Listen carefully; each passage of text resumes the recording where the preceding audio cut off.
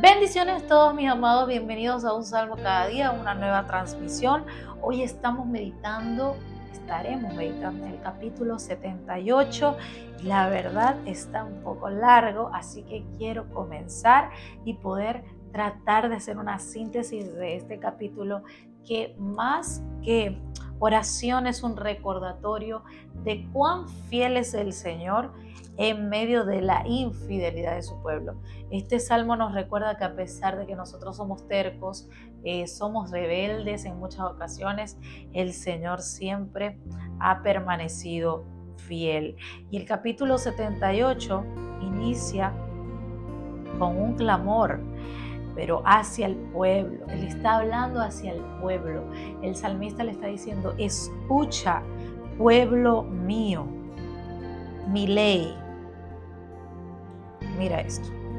A ver si lo tengo aquí. Escucha, pueblo mío, mi ley, inclinad vuestro oído a las palabras de mi boca. Abriré mi boca en proverbios. En proverbios habla acerca de refranes o dichos populares, a eso se refiere. Dice: abriré mi boca en proverbios y hablaré cosas escondidas desde tiempos antiguos, las cuales hemos oído y entendido, que nuestros padres nos las contaron. No las encubriremos a sus hijos, contando a la generación venidera las alabanzas de Jehová y su potencia y las maravillas que hizo.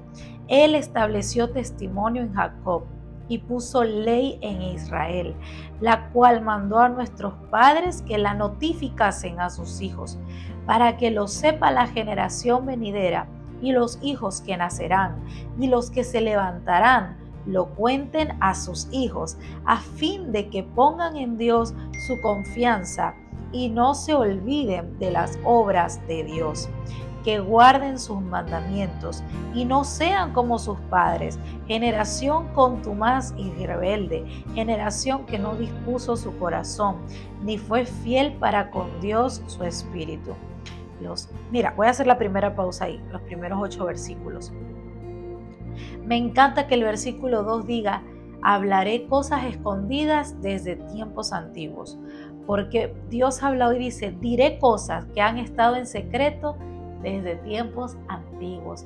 Cuando tú te dispones a clamar a Dios, vas a comenzar a proclamar secretos que otros no saben y que tú has entendido, que has dispuesto en tu corazón a entender. Dice: las cuales hemos oído y entendido. Voy a decir cosas que han estado en secreto desde tiempos antiguos. ¿Y qué pasa? Que esta mención que va diciendo es como la costumbre que tenía Jesús de hablar por medio de parábolas. Este salmista estaba hablando por medio de cosas que no todos entendían, no todos sabían lo que él se estaba refiriendo, y por eso dice: voy a hablar cosas que están escondidas. Las parábolas son mensajes que están escondidos y no son para todos, no todos los podían entender.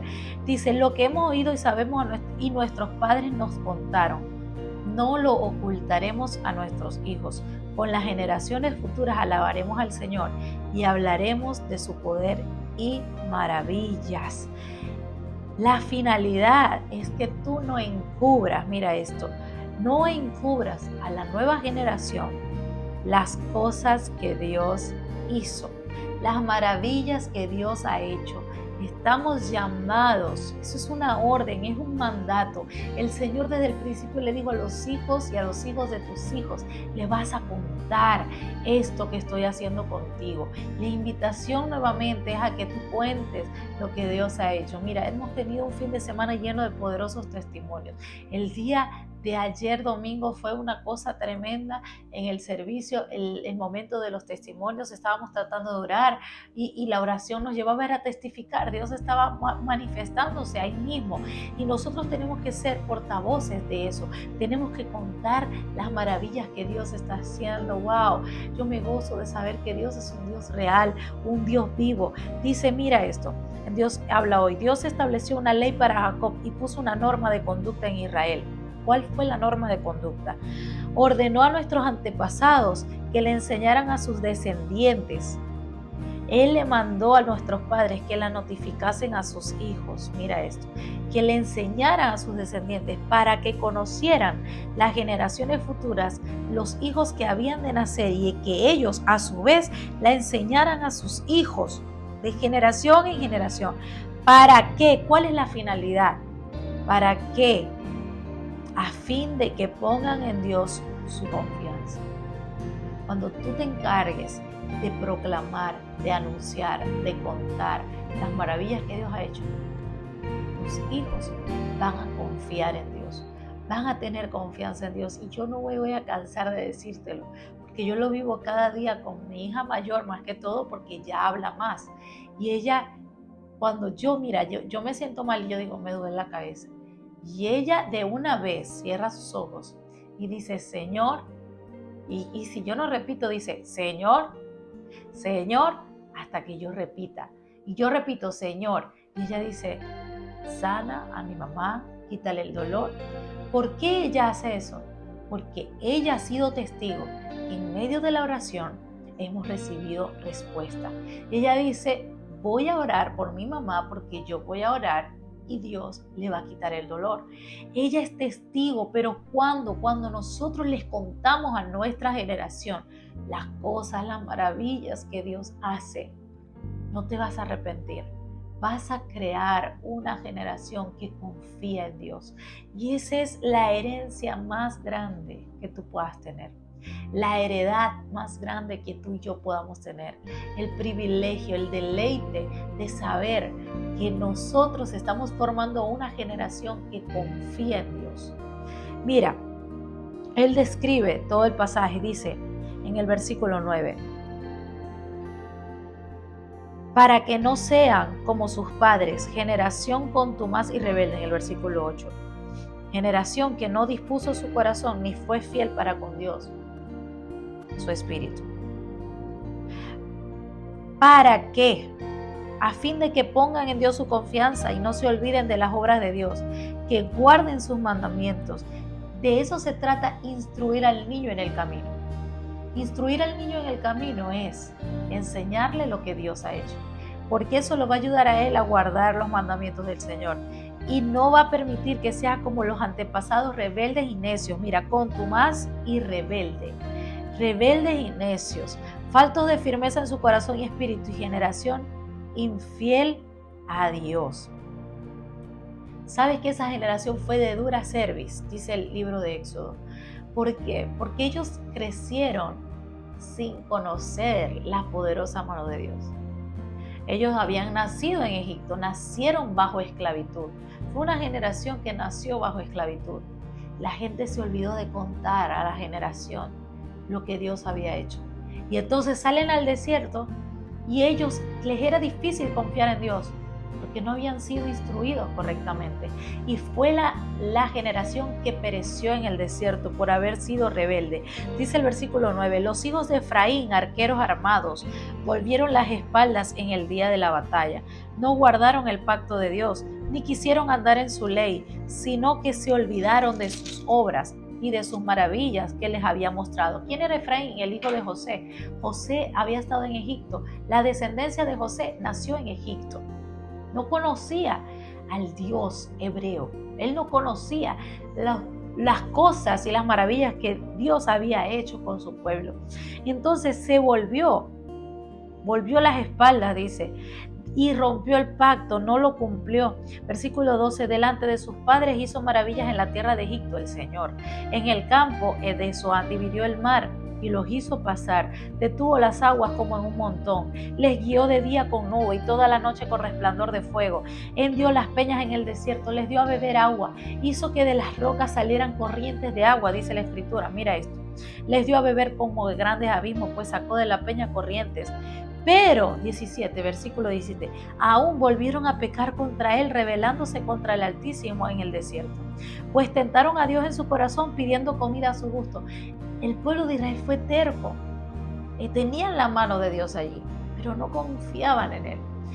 Vieron caer maná del cielo, querían comer, deseaban comer cualquier cosa y Dios les respondía: queremos carne, y el Señor les envió codornices. Y tú te pones a leer todo este pasaje y es como si fuera el resumen de lo que vivió el pueblo de Israel en el desierto en Egipto, saliendo de Egipto, perdón. Te pones a leer, mira, dice: oyó Jehová y se indignó, se encendió el fuego contra Jacob y el furor subió contra Israel, por cuanto no habían creído a Dios, ni habían confiado en su salvación. Sin embargo, mandó a las nubes de arriba y abrió las puertas de los cielos e hizo llover sobre ellos maná para que comiesen. Les dio trigo de los cielos, pan de nobles comió el hombre, les envió comida hasta saciarles, movió el solano en el cielo y trajo con su poder el viento del sur e hizo llover sobre ellos carne como polvo, como arena del mar, aves que vuelan. Los hizo caer en medio del campamento alrededor de sus tiendas, comieron y se saciaron, les cumplió pues su deseo. No habían quitado de sí su anhelo, aún estaba la comida en su boca cuando vino sobre ellos el furor de Dios e hizo morir a los más robustos de ellos y derribó a los escogidos de Israel. ¿Qué pasó? Versículo 32. Con todo esto pecaron aún y no dieron crédito a sus maravillas. El pecado más grande que podemos cometer es no dar crédito a las maravillas de Dios. No le robes la gloria a Dios. No robes la gloria a Dios. No seas terco, no pienses que todo viene de ti, no pienses que lo bueno que a ti te pasa viene de ti, que te lo mereces porque eres tú. No le robes la gloria a Dios. Versículo 32 en la versión Dios habla hoy dice: a pesar de todo, volvieron a pecar y no creyeron en las maravillas de Dios. No creyeron. Vieron la nube, vieron la columna de fuego, vieron el caer el maná, fueron sustentados milagrosamente y ellos no creyeron en las maravillas de Dios. Por tanto, consumió sus días en vanidad y sus años en tribulación.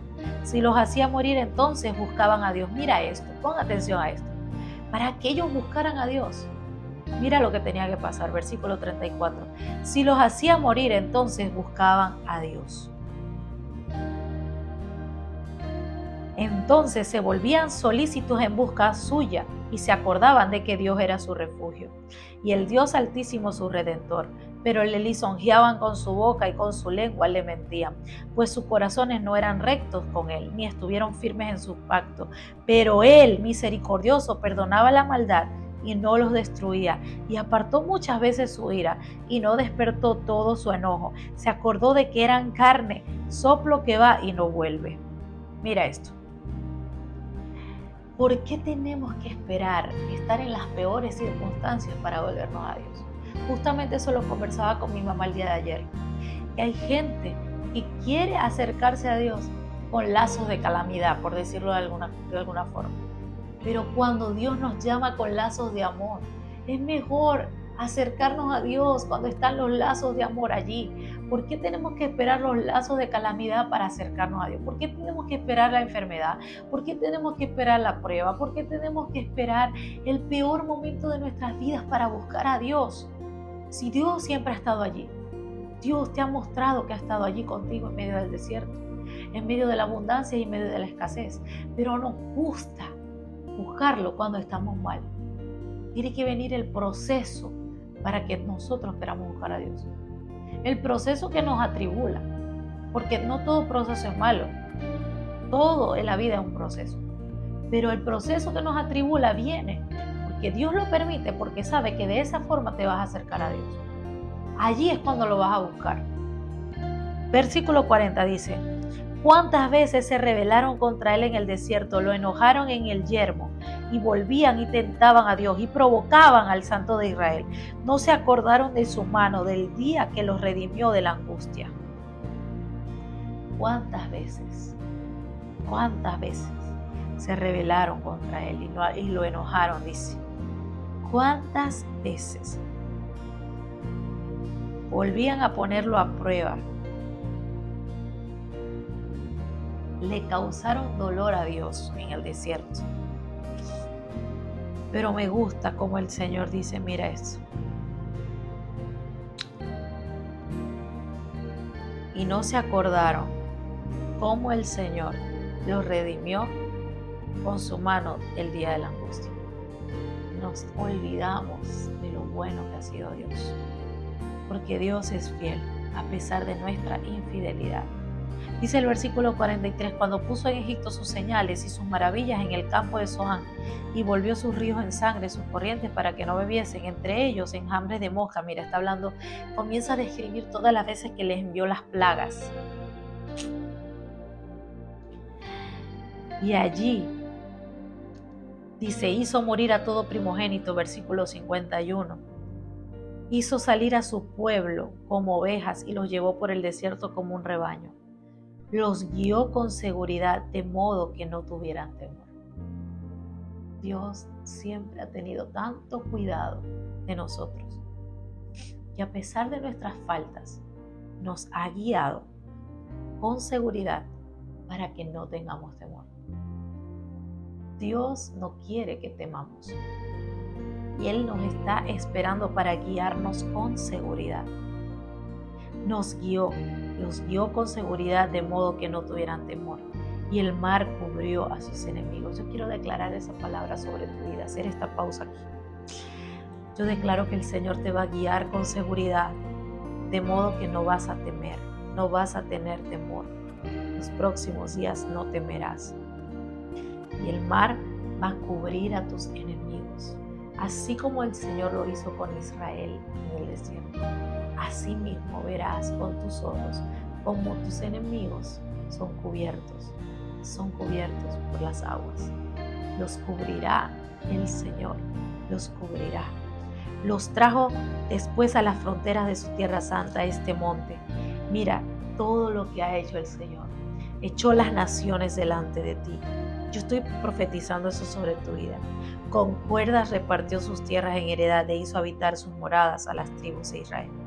Pero ellos tentaron y enojaron al Dios del Altísimo y no guardaron sus testimonios, sino que volvieron y se rebelaron como sus padres, se volvieron como arco engañoso, le enojaron con sus lugares altos y le provocaron a celo con imágenes.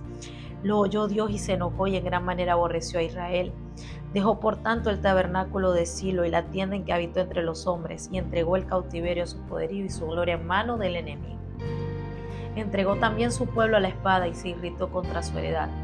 El fuego devoró a sus jóvenes, sus vírgenes no fueron loadas en tantos nupciales, sus sacerdotes cayeron a espada y sus viudas no hicieron lamentación. Versículo 65. Entonces despertó el Señor como quien duerme, como un valiente que grita excitado del vino.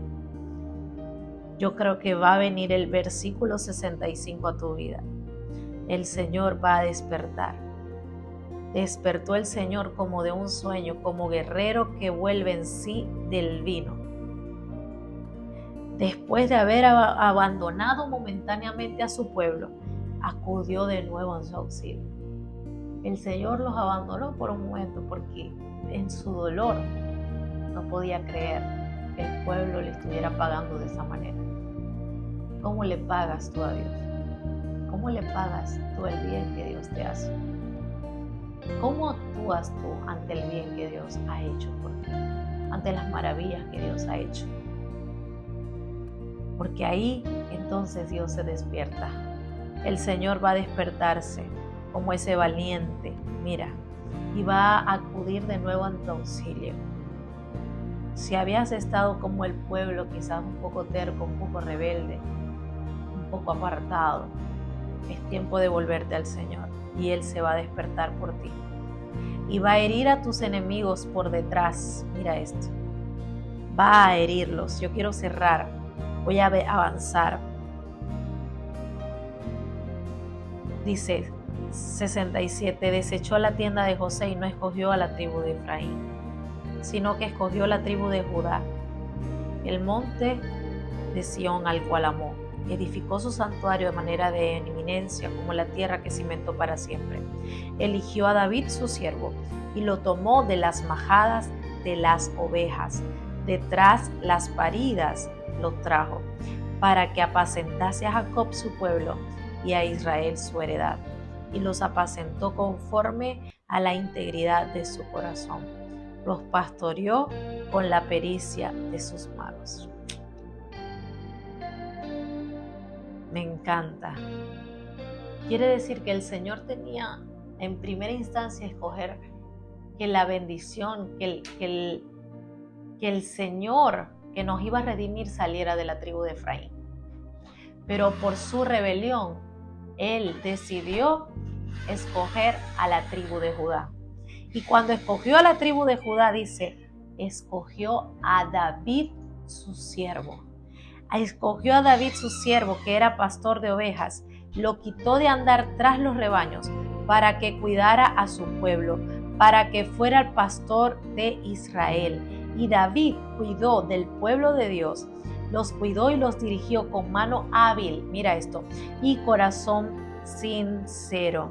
Cuando dice que los apacentó conforme a la integridad de su corazón, dice, los cuidó y los dirigió con mano hábil y corazón sincero. David dirigía al pueblo con corazón sincero y con mano hábil. Tenemos que empezar a dirigir la gente con mano hábil y corazón sincero. Les enseñó, les cuidó, le quitó, mira, cuidó al pueblo del Señor. El Señor escogió a David, estaba pastoreando para sacarlo detrás de cuidar a las ovejas, de andar tras los rebaños, para cuidar al pueblo del Señor, para tomar un rebaño mayor, más importante, el pueblo del Señor. Así que yo quiero orar. Padre, te doy gracias en esta hora por esta palabra preciosa. Te pedimos, Señor, que nunca olvidemos. No queremos, Señor, olvidar todo lo bueno que has sido con nosotros. A pesar de nuestras infidelidades, a pesar de nuestras fallas, de nuestros errores, nuestras caídas, Señor, todo aquello a lo que hemos vuelto atrás, cada vez que deseamos volver a Egipto espiritual, volver a la cautividad de la cual nos hiciste libres, te pedimos perdón. Perdónanos, Señor, por ser tan tercos. Perdónanos por ser rebeldes. En esta hora oramos para que tu presencia, tu paz, tu gozo pueda venir a nuestras vidas y también para que todas tus maravillas las podamos mantener presentes para contarlas de generación a generación. Declaramos que se va a levantar una generación que te conocerá, que confiará en ti. Yo quiero que tú declares eso sobre tu descendencia. Mi descendencia pondrá su confianza en Dios. Mi descendencia confiará en el Todopoderoso. Mi descendencia pondrá su confianza en el Señor. Yo voy a contar de generación a generación. Di esto. Yo quiero contar a la generación venidera y a los hijos que nacerán y los que se levantarán, lo cuenten a sus hijos para que no se olviden de las obras de Dios y que guarden sus mandamientos. Ayúdanos a guardar tus mandamientos. Y el primero de todo, contar, Señor, lo que tú has hecho para que ellos también, esta generación que se levanta, pueda guardar tus mandamientos de la misma manera. Oramos por una generación limpia, una generación apartada para ti, una generación que confíe en Dios. Oramos por esta generación para que te conozca, no que sea como aquellos antepasados que no te conocieron y por causa de que no te conocieron nosotros cometimos quizás muchos errores, pero sabemos que cuando la generación está guardada y reposa en ti, cuando la generación que viene te conoce, pondrá su confianza en ti y no se apartará. Ayúdanos a instruir, Señor, a la generación venidera en tus caminos para que aún de viejos no se aparten de Él. En el nombre poderoso de Jesús. Amén y amén. Yo quiero invitarte a que tú hagas esta oración por cada uno de tus hijos, de tu descendencia, nietos, todos aquellos que están expuestos a quizás no conocer lo que Dios ha hecho. La idea es que podamos ser portavoces de las maravillas de Dios, contar lo que Dios ha hecho de generación a generación. Te invito a que compartas este salmo con alguien más.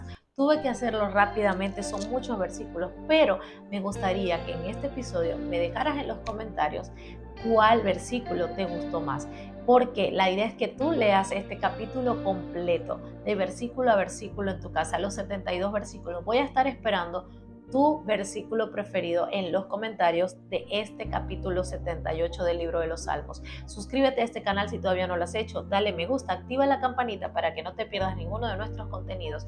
Te bendigo con toda bendición espiritual y nos vemos en el próximo Salmo.